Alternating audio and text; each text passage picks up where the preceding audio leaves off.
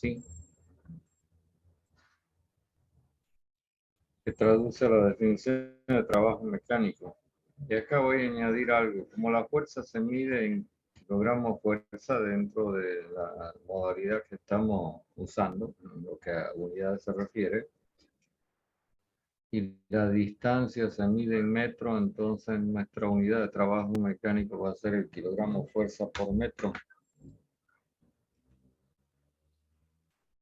Luego, acá, digamos, en la definición originalmente estamos hablando de un desplazamiento, pero ese desplazamiento podría ser lineal, como en el ejemplo que dimos, podría ser un desplazamiento circular. Y entonces esta definición de trabajo mecánico puede ser modificada para ajustarla a esas características. Y en esta definición, para movimiento circular va a aparecer lo que se denomina el momento de fuerza. Yo le sugiero que usted repase sus textos de mecánica en materia anteriores y vea cómo queda la expresión matemática cuando el movimiento es circular, desplazamiento sobre una circunferencia.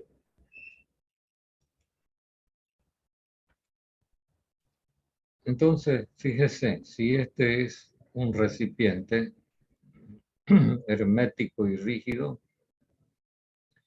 puede haber intercambio de trabajo mecánico con el medio exterior si este recipiente se mueve con alguno de los tipos de movimientos que acabamos de plantear. Fíjese que una de las características de que es un sistema termodinámico cerrado, es que además es un sistema isocórico.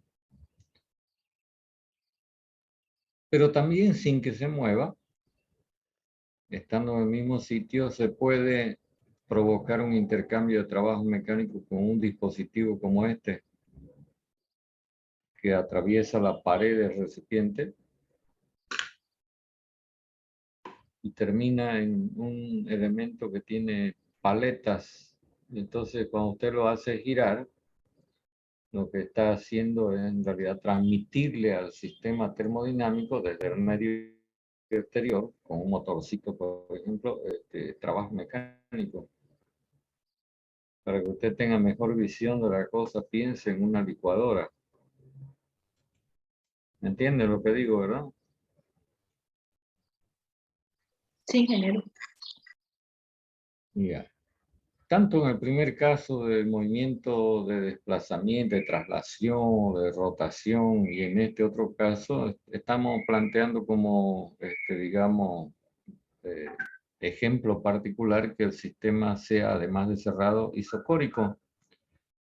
Pero también puede haber intercambio de trabajo mecánico en un sistema que no necesariamente sea isocórico, como por ejemplo sería este caso.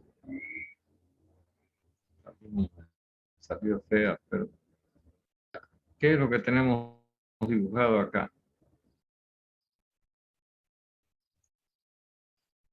Cilindro pistón. ¿Qué es lo que tiene usted a la vista?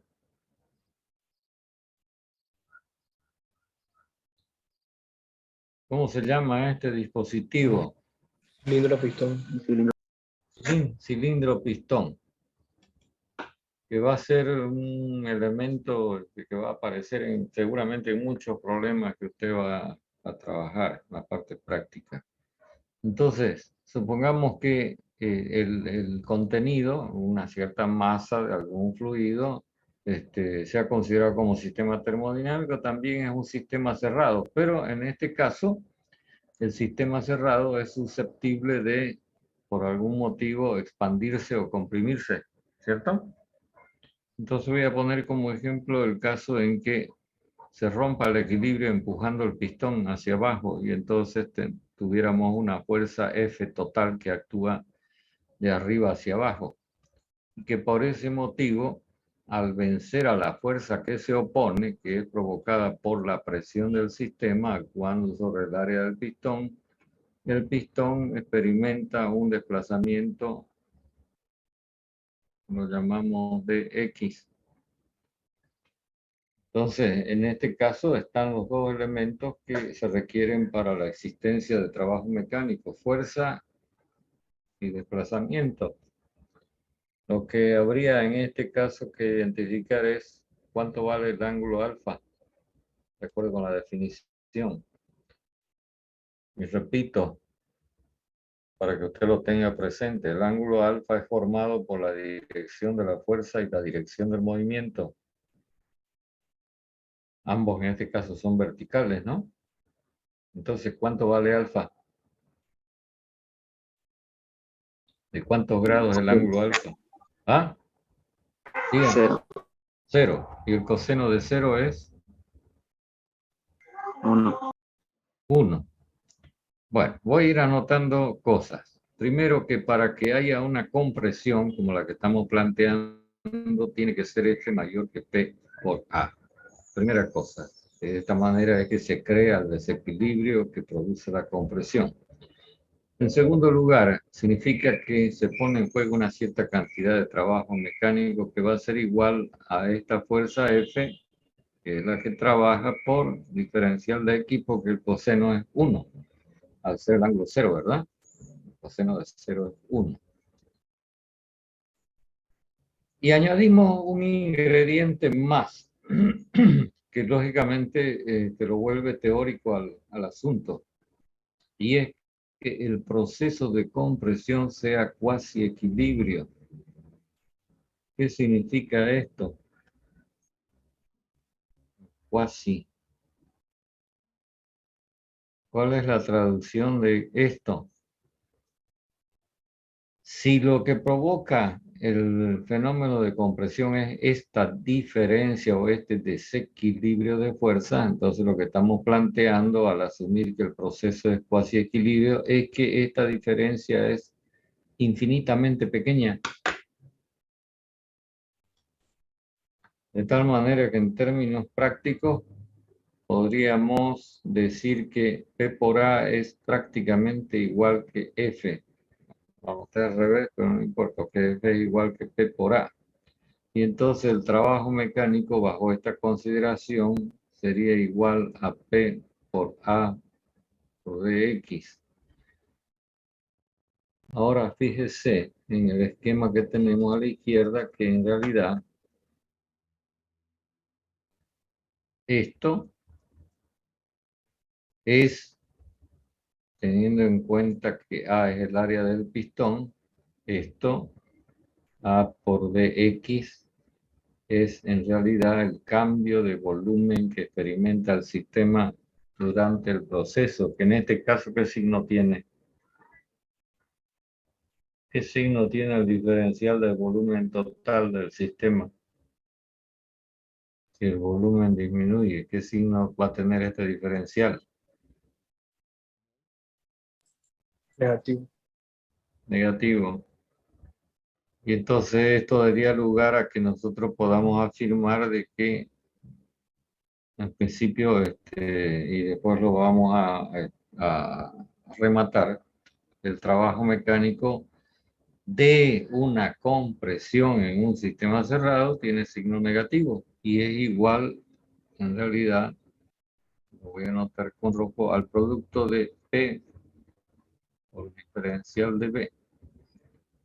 A esta expresión es preferible usarla en términos intensivos. Entonces lo que hacemos es dividir por la masa, que es constante, en ambos lados de la ecuación, y por lo tanto esto arroja cantidad de trabajo mecánico por unidad de masa igual al producto de la presión por el cambio de volumen específico.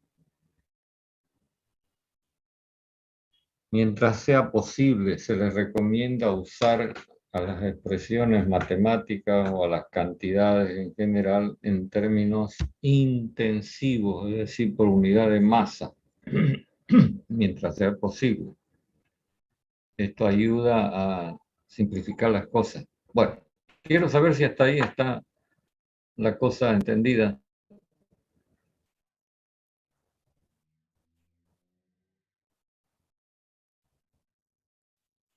¿O hay algo que no esté claro?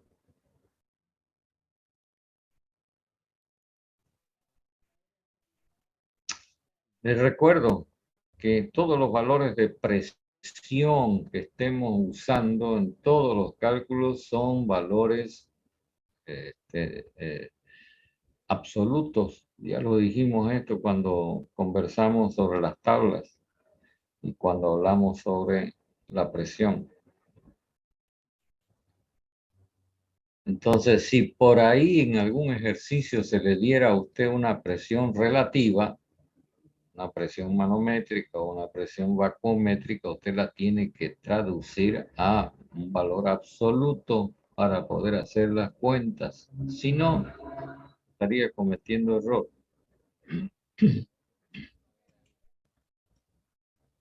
Bueno, si no hay ninguna pregunta, entonces continúo. Supongamos que lo que tuviera usted dentro de ese dispositivo de cilindro y pistón fuera un gas, un vapor. Entonces, bien podríamos representar gráficamente lo que está ocurriendo con el sistema en este famoso diagrama PV, diagrama de las isotermas de Andrews. Y entonces, si este fuera el estado inicial, antes de que se aplique la fuerza F total, tendríamos una cierta presión inicial, un cierto volumen específico inicial. Quiero que me digan, ¿qué va a ocurrir con el volumen durante la compresión?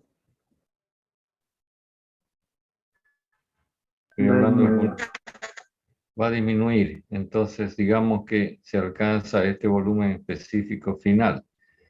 ¿Y qué ocurre con la presión? Aumento. Aumenta. Y digamos que se alcanza esta presión final, por lo que podemos identificar este punto como representante del estado termodinámico final. Ahora viene lo interesante. Si el proceso es cuasi equilibrio, entonces yo lo tengo que poder representar con una línea continua como la que estoy graficando, con una flechita que me diga dónde comienza y dónde termina.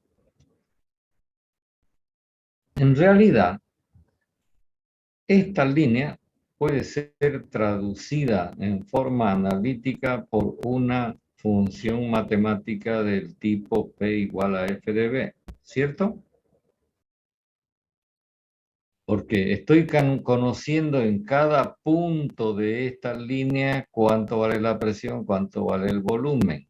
Eso equivale a conocer esta función matemática P igual a F de B, que en términos gráficos no es otra cosa que una expresión matemática que representa lo que hemos denominado la trayectoria del proceso termodinámico, que solamente es conocida cuando el proceso es cuasi equilibrio.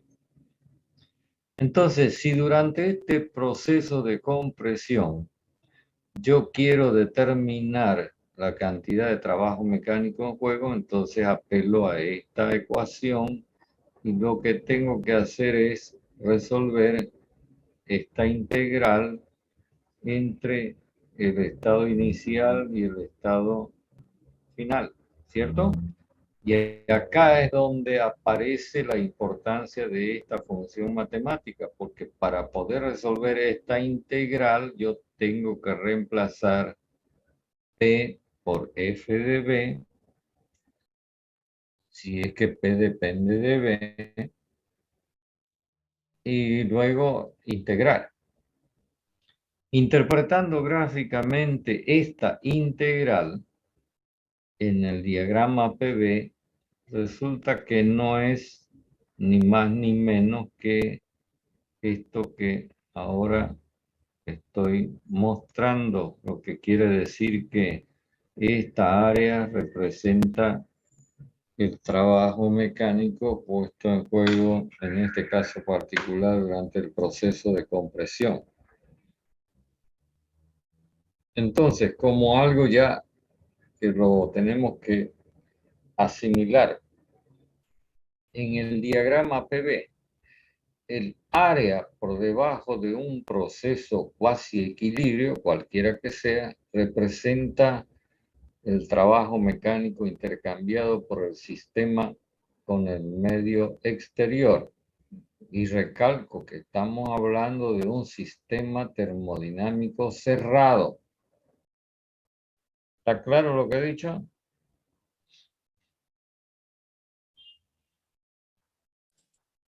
Sí, ingeniero.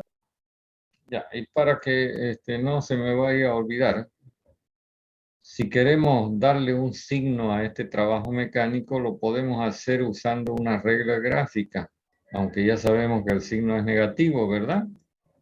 Por lo que hemos analizado el término A por dx, que es en realidad el cambio de volumen, ¿no?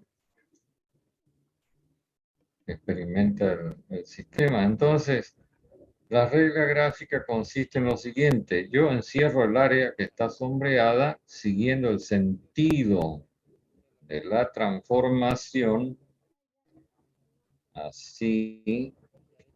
Y entonces, si se gira en sentido antihorario, el signo es negativo. Si se gira en sentido horario, el signo es positivo. O de otra manera, esto es una compresión y esto por lo tanto será una expansión.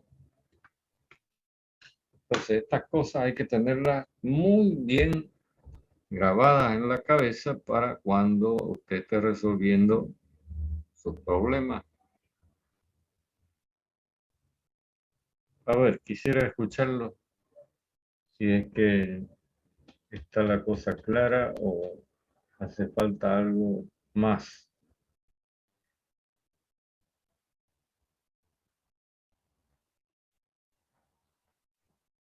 En realidad, esta, digamos, consecuencia de los signos a partir de los cálculos, forma parte de lo que se denomina la convención de signos para identificar cuándo el trabajo mecánico lo hace el sistema contra el medio exterior o el medio exterior contra el sistema, lo que se traduce respectivamente por una expansión y una compresión, respectivamente.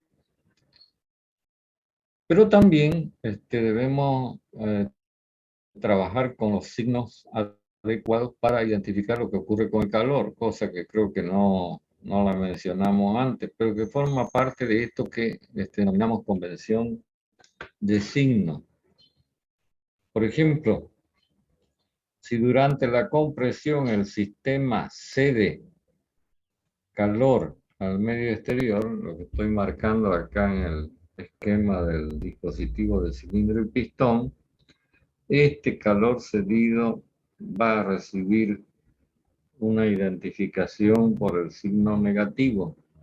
Si se calienta el sistema, es decir, se invierte el sentido de la transmisión de calor, entonces el calor será positivo. Entonces, esto es recibido y esto es cedido por el sistema al medio exterior. Y en lo que concierne al trabajo mecánico, ustedes se darán cuenta de que es exactamente al revés. ¿Cierto? Bueno, esto hay que tenerlo presente. Y finalmente, para que terminemos con este asunto y podamos entrar a conversar sobre la primera ley de la termodinámica, es necesario recordar que como tanto el calor como el trabajo mecánico son formas de energía, entonces se puede convertir lo uno en lo otro y lo otro en lo uno. Eso dice la física, ¿no? A través de ese famoso principio de conservación de la energía, que es el que da lugar a que se desarrolle la primera ley de la termodinámica. Pero resulta que el calor, Q, se mide en Mejor, vamos a poner Q con mayúscula para que tomemos solamente kilocalorías. En kilocalorías, mientras que el W se mide en kilogramos fuerza por metro. Y entonces se vuelve de suma importancia porque en algún momento pueden aparecer las dos variables, que sepamos la equivalencia que hay entre la energía medida en kilocalorías y la energía medida en kilogramos fuerza por metro. Y de eso se encargó un señor, que lo voy a anotar por acá en este espacio, cuyo nombre comienza con J, que llegó a establecer que entre estas dos unidades existe esta equivalencia, y justamente este valor J se conoce con el nombre de equivalente mecánico del calor. Entonces, más adelante, como vamos a plantear ecuaciones donde aparecen distintas formas de energía, que en forma particular pueden tener unidades distintas, cuando estén en la ecuación hay que uniformar las unidades. Todo tiene que ser homogéneo, ¿no? No podemos mezclar vacas con ovejas, ¿cierto? Por eso se vuelve de suma importancia tener presente esta unidad que se llama, o este factor de conversión que se llama equivalente mecánico del calor. Bueno, con todo lo que hemos visto hasta este momento, yo creo que ya estamos en condiciones de empezar a desarrollar la primera ley de la termodinámica. Y una vez que terminemos con la primera ley, por lo menos vamos a ver lo del sistema cerrado, vamos a poder dar el primer examen parcial. ¿Comentarios?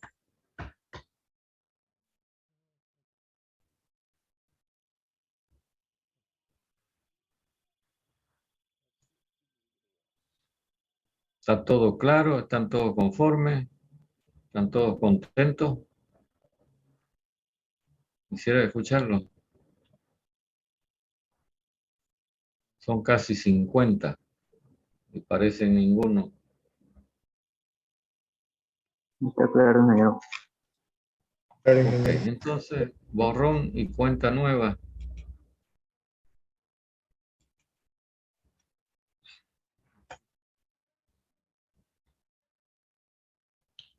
Antes de continuar, quisiera que me dijeran en qué asunto están en su negocio con el ayudante.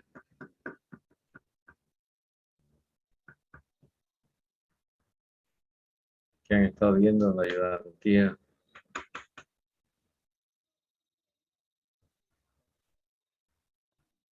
Quisiera escuchar algún comentario.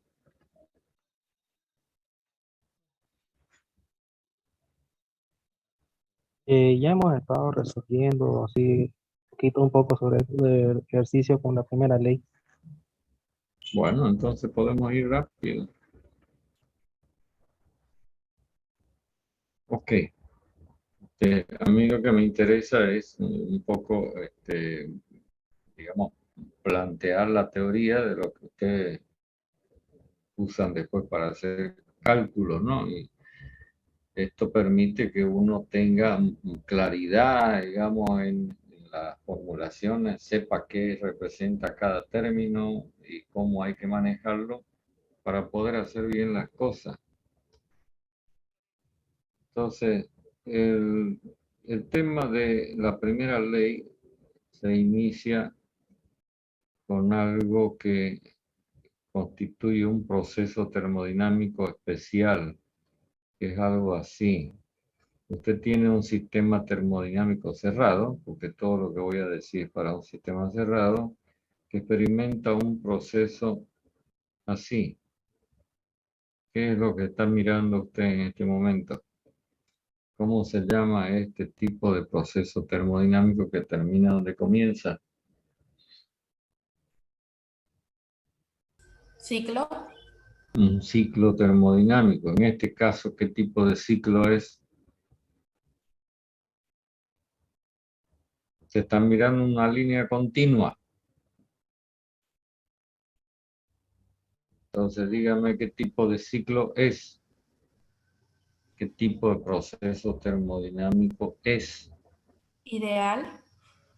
Ideal. Lo estamos llamando cuasi equilibrio, hasta que le cambiemos de nombre más adelante por un nombre un poquito más bonito. Ahora, ¿qué es lo que acabo de dibujar?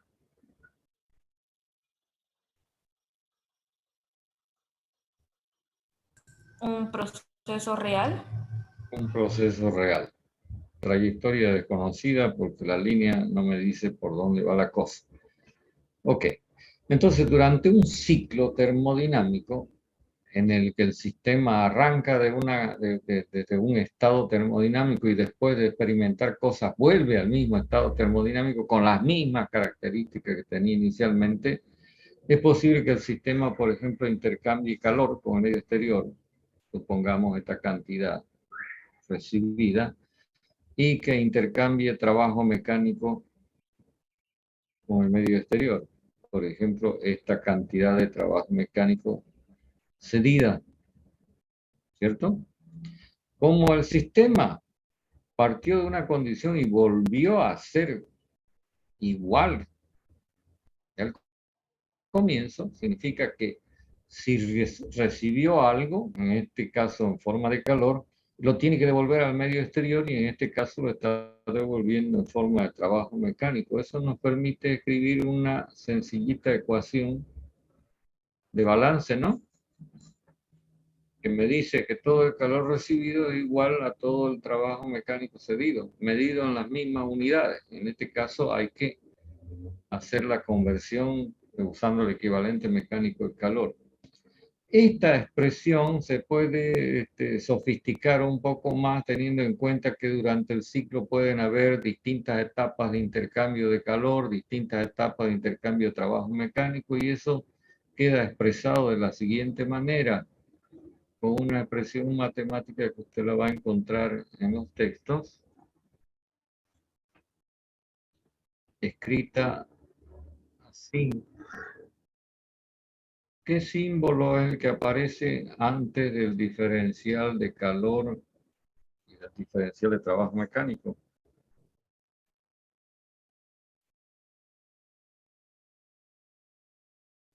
Supongo que sabe qué símbolo es este.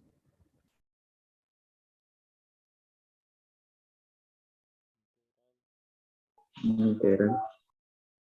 Integral. Y la circunferencia que estamos dibujando con la flechita, ¿qué es lo que está representando? Un ciclo.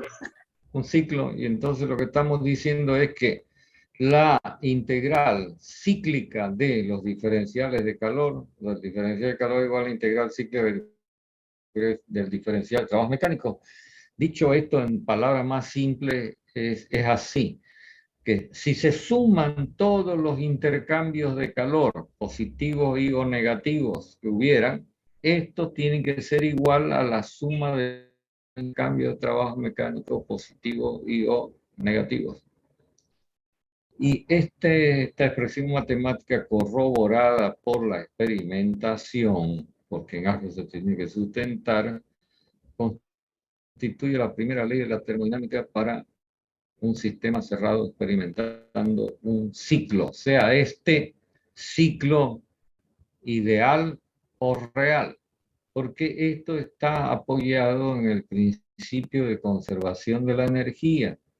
Y entonces no importa para este principio si yo planteo la cosa en términos ideales o en términos reales, ¿no? Igual se tiene que cumplir.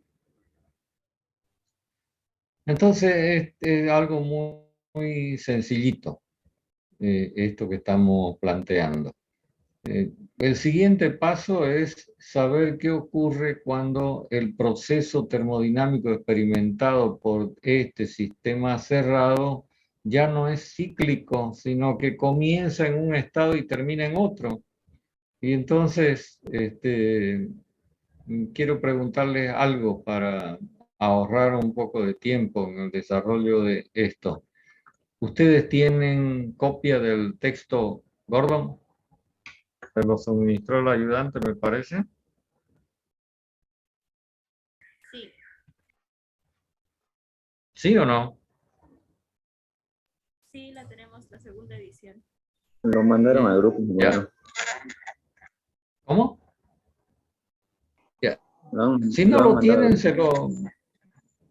si no lo tienen, pídanselo y distribúyanlo ante la gente que no lo tenga.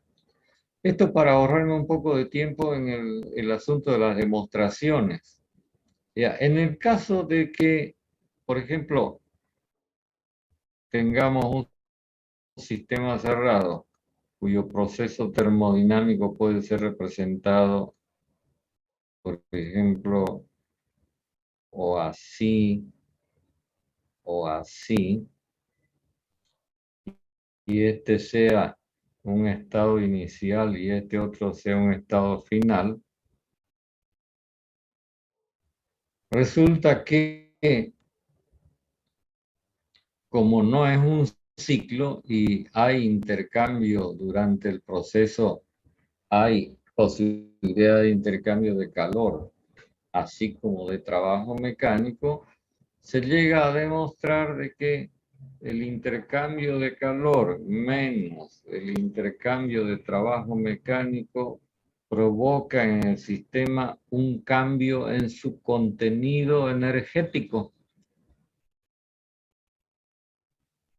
Si quieren, para explicar esto de una forma más sencillita, suponga que el sistema termodinámico es como su bolsillo. Usted tiene en su bolsillo plata. En algunos momentos recibe, porque alguien le da, su papi o su mami, y en otro momento usted saca para gastar. ¿Lo ven? Entonces, usted tiene ingresos y o salidas que están traducidas por estos dos términos, calor y trabajo mecánico.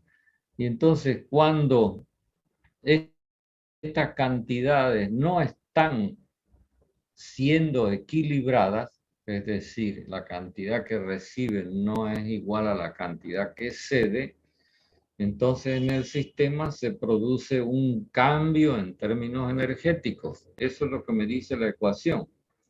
Fíjese que en esta expresión matemática, que es la primera ley de la termodinámica para un sistema cerrado, en un proceso como el IF, ya sea cuasi equilibrio o real, del lado izquierdo usted tiene diferenciales inexactos, ¿ve?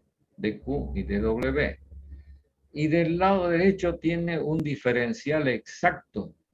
¿Por qué razón? Porque esta variable E resulta ser una variable de estado. ¿Qué significa esto? Significa que en cualquier momento, si usted tiene en el sistema una cierta cantidad de masa M, también acompañando a esta masa usted tiene una cierta cantidad de energía E. Por lo tanto, si lo que se recibe, vuelvo a repetir, no se equilibra con lo que se cede, entonces el contenido de energía del sistema se altera. Esto lo podemos mostrar añadiendo en el gráfico de que en el estado I el sistema tiene una cierta cantidad de energía E sub I y en el estado F tiene otra cantidad de energía E sub F distinta por ese intercambio de calor y o de trabajo mecánico que ha experimentado el sistema. Entonces, a cada estado termodinámico le corresponde en el sistema una cierta cantidad de energía E. A esta energía E se la suele llamar energía total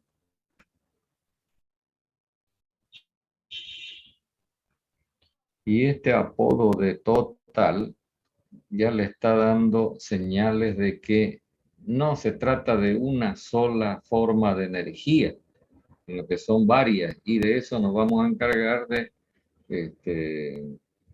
explicar en lo que sigue. La única forma de que este diferencial DE que aparece en el segundo miembro de esta primera ley sea cero es que DQ sea igual a DW, que es lo que tenemos acá, ¿lo ven? Y eso solamente ¿cuándo va a ocurrir?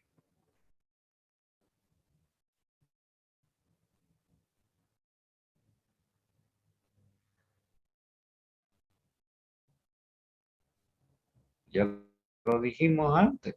¿Cuándo va a ocurrir esto? Lo está mirando acá en el dibujo de la izquierda. Cuando el sistema termodinámico experimente un ciclo. Entonces, cuando no sea un ciclo, entonces el valor de E va a tener la posibilidad de aumentar o de disminuir dependiendo de las magnitudes que tengan Q y W y sus signos correspondientes, ¿no? Bueno, no queda mucho más tiempo, entonces lo vamos a parar acá y el próximo día lo desmenuzamos un poco más. Yo le sugiero que usted mire la demostración de esta formulita en el Gordon. Es algo muy sencillito. ¿Listo? Nos encontramos el próximo día jueves. Hasta luego, ingeniero. Está bien, ingeniero. ¿Ah? Ingeniero, gracias. Hasta luego. Hasta luego.